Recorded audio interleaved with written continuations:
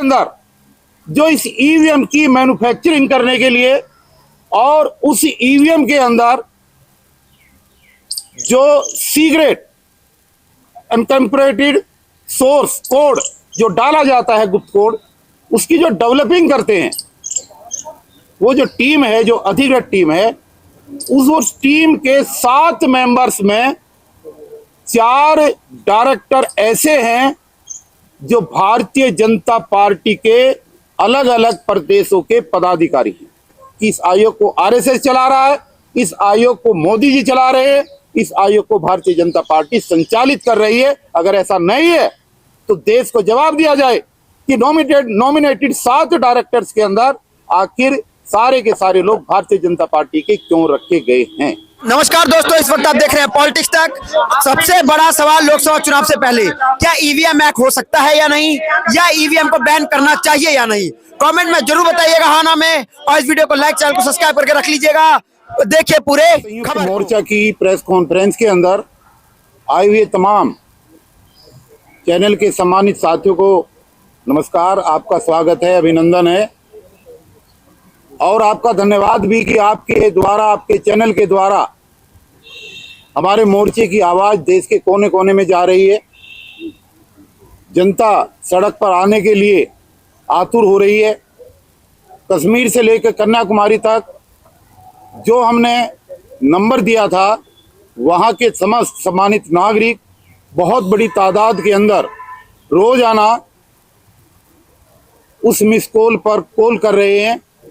प्रतिदिन का अगर आंकड़ा हम देखें तो 1 लाख से ज्यादा मिस कॉल प्रतिदिन आ रही हैं। वो मिस कॉल हमें ऊर्जा दे रही हैं, प्रेरणा दे रही हैं और देश की जनता इस मुद्दे का समर्थन कर रही है। इसलिए आप तमाम सम्मानित साथियों के चैनल का मैं दिल की गहराई से धन्यवाद करता हूं।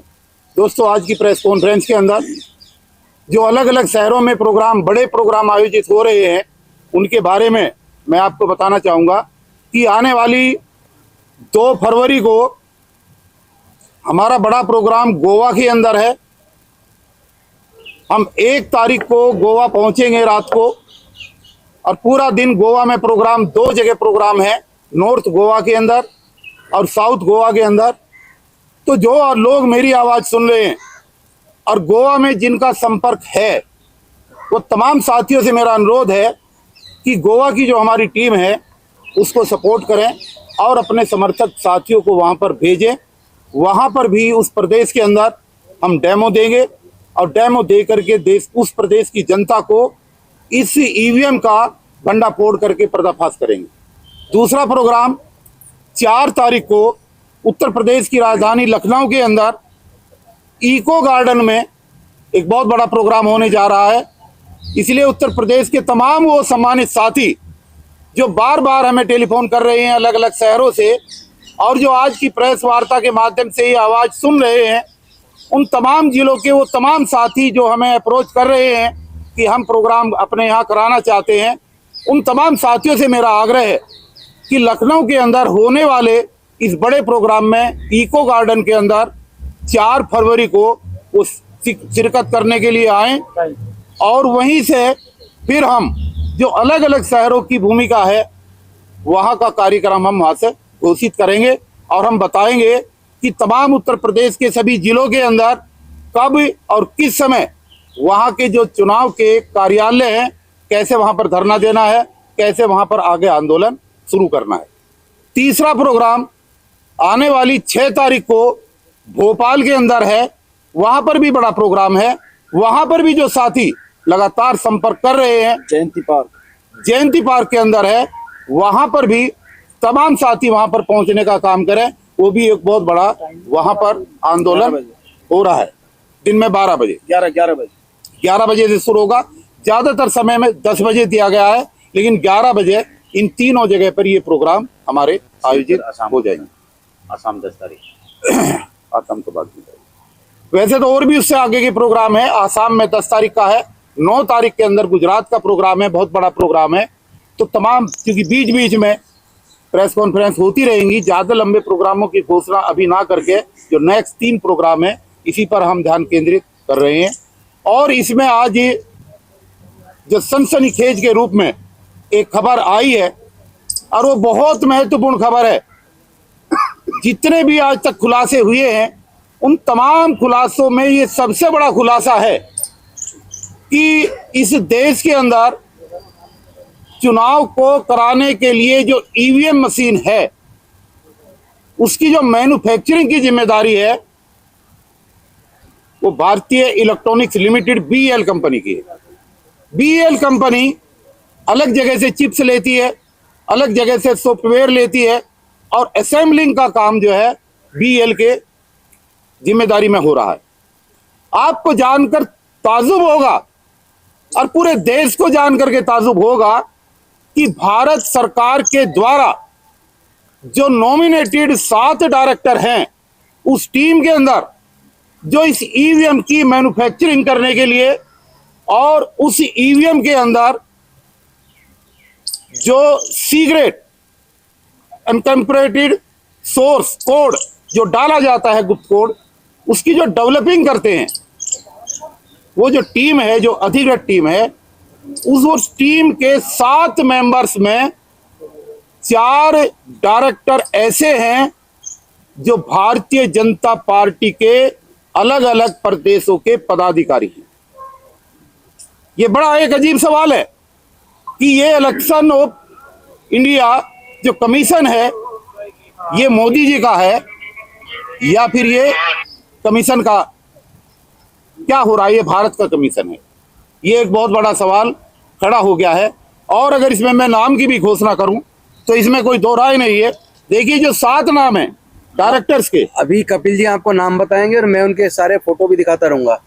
देखिए पहला नाम है डॉक्टर पार्था सारथी और ये जो राष्ट्रीय ओबीसी मोर्चा है भारतीय जनता पार्टी का, उस मोर्चा के आप नेशनल सेक्रेटरी हैं। कितने बड़े पद पर बैठे हुए लोगों को इन्होंने डायरेक्टर बनाया हुआ है। दूसरा नाम है मनसुख भाई श्याम जी कचरिया और ये एक बहुत बड़े उद्योगपति हैं। गुजरात के राजकोट के अंदर जो भारतीय जनता पार्टी की यूनिट है, ये भारतीय जनता पार्टी के डिस्ट्रिक्ट प्रेसिडेंट है। तो ये भी अपने आप में एक बहुत बड़ी चौंकाने वाली बात है। तीसरा नाम है डॉक्टर संतोष कुमार। चौथा नाम है प्रफुल्ल कुमार चौधरी। पांचवा नाम है इसमें शिवनाथ यादव। ये शिवनाथ यादव नरेंद्र मोदी जी की कॉन्स्टिट्यूएंसी बनारस के एक बहुत बड़े नजदीकी हैं उनके, और ये उत्तर प्रदेश की जो भाजपा की टीम है ये वहां से वाइस प्रेसिडेंट है प्रदेश स्तर पर। तो आप समझ सकते हैं कि इस देश के अंदर क्या हो रहा है। चौथा नाम है गोकुलन बेंगा कैडी और 7वां नाम है श्रीमती श्यामा सिंह जो फॉर्मर वाइस प्रेसिडेंट हैं बिहार प्रदेश की भारतीय जनता पार्टी की। इन 7 नॉमिनेटेड इंडिपेंडेंट डायरेक्टर जो भारत सरकार द्वारा नॉमिनेट हुए हैं, इन 7 डायरेक्टर में से 4 डायरेक्टर ऐसे हैं जो भारतीय जनता पार्टी के राष्ट्रीय स्तर के, प्रदेश स्तर के टॉप के पदाधिकारी हैं और 3 ऐसे एसोसिएट्स हैं जो उनके कहीं ना कहीं पार्टी से संबंध रखते हैं। अब ये सवाल, ये देश का सवाल है, ये भारत का सवाल है, ये जनता का 150 करोड़ जनता का सवाल है कि इलेक्शन जो हो रहा है और जो ईवीएम की मैन्युफैक्चरिंग हो रही है, तो चुनाव आयोग ये कर क्या रहा है? क्या चुनाव आयोग का ऐतराज नहीं होना चाहिए? क्या भारतीय जनता पार्टी के पदाधिकारी उस इतने महत्वपूर्ण चिप को, इतनी महत्वपूर्ण असेंबलिंग को अंजाम दे रहे हैं और उसमें सारे एक ही पार्टी के लोग हैं? तो ये हो क्या रहा है इस देश के अंदर? ये जो तथ्य रोजाना नए नए निकल करके आ रहे हैं और ये हम नहीं कह रहे, आप BEL की अगर आप वेबसाइट पे जाएंगे तो ये तमाम नाम फोटो के साथ और इनके तमाम डेजिग्नेशन आपको फोटो के साथ वहां पर मिलेंगे। तो आज सवाल खड़ा हुआ है कि इतना इंपोर्टेंट इक्विपमेंट इसके ऊपर चुनाव आयोग हजारों मशीनें लेकर गांव मोहल्ले शहर कस्बों तक भिजवा रहा है और अपनी सफाई दे रहा है, तो ये चुनाव आयोग आखिर जनता को ये क्यों नहीं बता रहा कि भारतीय जनता पार्टी के 7 डायरेक्टर में से ये जो सारे के सारे भारतीय जनता पार्टी से जुड़े हुए हैं, ये इतने महत्वपूर्ण जॉब में क्यों लगाए गए हैं और इसके पीछे क्या सीक्रेसी है, क्या कारण है, और क्या 150 करोड़ जनता के अंदर इनको और इंजीनियर नहीं मिले? क्या 150 करोड़ जनता के अंदर और टेक्नोक्रेट नहीं मिले? आखिर क्या कारण है कि भारतीय जनता पार्टी के तमाम पदाधिकारी इस पूरे प्रकरण के अंदर इन्होंने जोड़ रखे हैं? तो ये एक ऐसा खुलासा है, जितने अब तक खुलासे हुए हैं, ये डे बाय डे नई नई चीजें निकल करके आ रही है और चुनाव आयोग के ऊपर ये प्रश्न चिन्ह लग रहा है कि आयोग को आप नहीं चला रहे। सच्चाई ये है कि इस आयोग को आरएसएस चला रहा है, इस आयोग को मोदी जी चला रहे हैं, इस आयोग को भारतीय जनता पार्टी संचालित कर रही है। अगर ऐसा नहीं है तो देश को जवाब दिया जाए कि नॉमिनेटेड 7 डायरेक्टर्स के अंदर आखिर सारे के सारे लोग भारतीय जनता पार्टी के क्यों रखे गए हैं। ये अपने आप में एक बहुत बड़ा सवाल है।